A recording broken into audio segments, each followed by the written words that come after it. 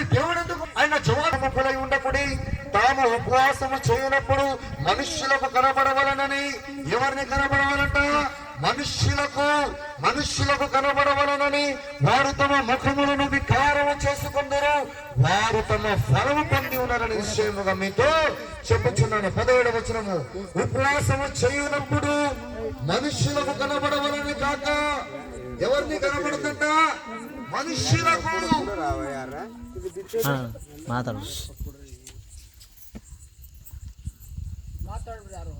ఉపవాసము చేయనప్పుడు మనుష్యులకు కనబడవలనని కాక, రహస్యమందున్న నీ తండ్రికే కనబడవలనని నీవు ఉపవాసము చేయనప్పుడు నీ తల అంటుకొని నీ ముఖము కడుగుకొనుము. అప్పుడు రహస్యమందు చూచుచున్న నీ తండ్రి నీకు ప్రతిఫలం ఇచ్చును. హల్లెలూయా. రహస్యమందు చూచుచున్న నీ తండ్రి నీకు ప్రతిఫలం ఇచ్చును. When you pray in secret, when you fast in secret, the secret God will see your secret fasting and prayer, then He will going to bless you secretly. రహస్యం అంటే ఏంది? మనకు క్లోజ్ ఫ్రెండ్ ఉంటాడు, వానికే కదా మనం చెప్పుకుంటాం మన రహస్యమైన ఫ్రెండ్స్. లేకుంటే భార్యకు చాలా ప్రేమించే భర్తలు ఉంటారు, లేకుంటే భర్తలు చాలా ప్రేమించే భార్యలు ఉంటారు. వాళ్ళ సంగతులు చెప్పుకుంటూ ఉంటారు. రహస్యంగా నువ్వు ఉపవాసం చేసినప్పుడు నీ ముఖము బాగా కడుక్కోవాలంట. నీ ముఖము కడుక్కొని రహస్యంగా నువ్వు దేవుణ్ణి ఉపవాసం చేయాలి. ఆ ఉపవాసం కూడా ఎలా ఉండాలంటే, నీ తల్లికి కానీ, నీ తండ్రికి కానీ, నీ ఇరుగు పొరుగు వాళ్ళకి కానీ, నీ స్నేహితులకు కానీ, నీ వారికి ఎవరికి తెలియొద్దు. ఆ సంబంధము, ఆ ఉపవాసము నీకు పరలోకమందున్న నీ తండ్రికి మాత్రమే కనెక్షన్ అయి ఉండాలి, రిలేషన్ అయి ఉండాలి. అప్పుడే రహస్యమందు ఉన్న దేవుడు నీ ఉపవాసమును చూసి నీకు ప్రతిఫలం ఇచ్చును అని దేవుని వాక్యం సెలవిచ్చింది. నీ ఉపవాసం ఉన్నప్పుడు నీవెవరికి చెప్పుకోవద్దు. 24 గంటలు 24/7 నీకు ఏది కావాలన్నా దేవుడు నీకు నిశ్చయంగా ఇస్తాడు. గట్టిగా చెప్పట్లు. నీకు ఏది కావాలన్నా ఆయనకు ఇష్టమైన ఉపవాసము చేస్తే, ఆయనకు మెచ్చుకైన విశ్వాసము ఉపవాసం ఉంటే ఖచ్చితంగా ఆశీర్వాదాన్ని దేవుడు నీకు ఇస్తాడు. ఒకవేళ నువ్వు ఉపవాసం ఉన్నావని నీ స్నేహితులకు చెప్పావనుకో, వాళ్ళు ఏమంటారు తెలుసా? చాలా భక్తి పనులంటే ఈమె, అయిపోయింది నీ ఆశీర్వాదం, అక్కడ అయిపోయింది నీ ఒక గ్రేట్నెస్, ఒక బ్యూటీనెస్ అనేది వాళ్ళు చెప్పేశారు అంతే. చాలా భక్తి పరుడు అండి, 40 రోజులు ఉపవాసం ఉంటాడు, అయిపోయింది. దేవుని నుండి ఆశీర్వాదం రాదు. కానీ మనుషులు నీకు చెప్పేశారు, వాళ్ళ ఫలము అక్కడికి అని దేవుని వాక్యం సెలవిచ్చింది. అనంటే ఇలాంటి కార్యములు ఎందుకు చేస్తూ ఉంటామనంటే, దేవుడు వద్దు కానీ దేవుని ఆశీర్వాదం మనకు కావాలి. దేవుడు చెప్పింది చేయమంటే నువ్వు చెప్పింది నేను ఆలోచించి చేస్తా అని ముందు పోయి నష్టపోతున్నందుకు ఈ కాబోతు అనేది అతని దగ్గర నుండి ఏమైంది? వెళ్ళిపోయింది, ఆశీర్వాదం వెళ్ళిపోయింది. ఇప్పుడు వరకు ఉన్న ప్రభావము ఇశ్రాయేలు నుండి ఒక టైంలో 4000 మంది, ఇంకొక టైంలో 3000 ప్రభావం వెళ్ళిపోయింది. ఇశ్రాయేలు నుండి ప్రభావం వెళ్ళిపోయింది, కానీ ఇక్కడ ప్రభావం వచ్చింది. హల్లెలూయా. దేవుని నుండి ఆశీర్వాదం పొందుకుంది, ఒక ఆమె పొందుకుంది. ఆమె పేరు బైబిల్లో లేదు కానీ ఆమె పేరు వెరోనికా. ఏం పేరు ఆమె పేరు? వెరోనికా.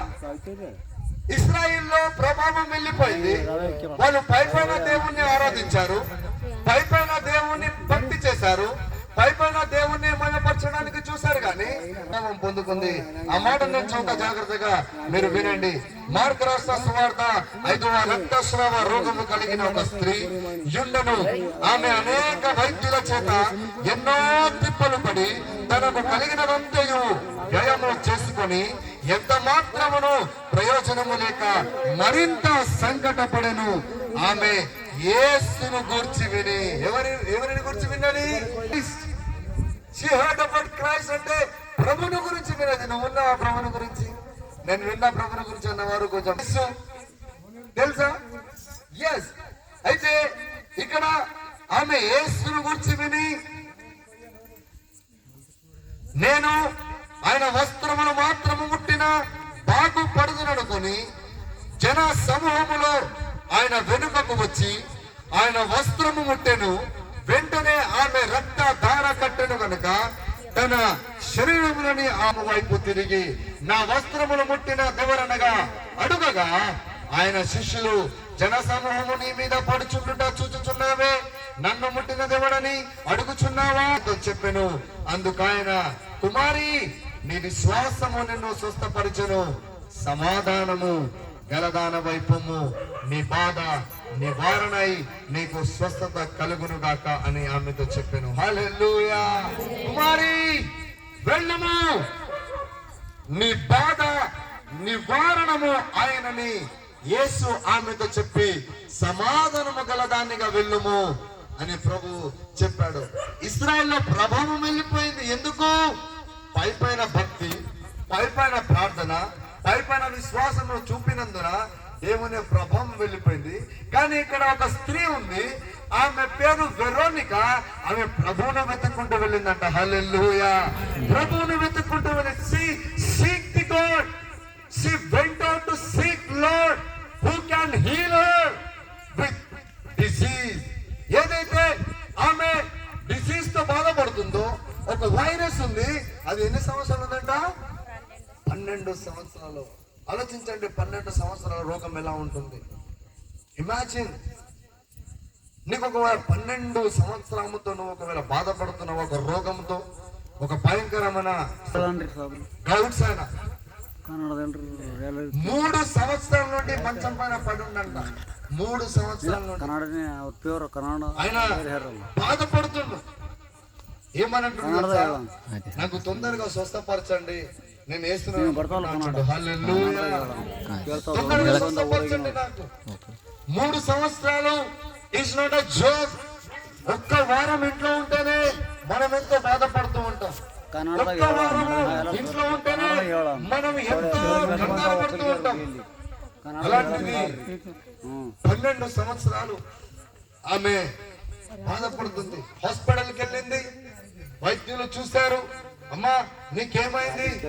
భయంకరమైన ఆ ఒక్క రోగము, చెప్పుకోలేని స్థితి. చూశారు, డబ్బులు ఇచ్చింది, నాకు ఎలాగైనా స్వస్థపరచండి, నాకు ఎలాగైనా వైద్యము చేయండి అని బతిమాలింది.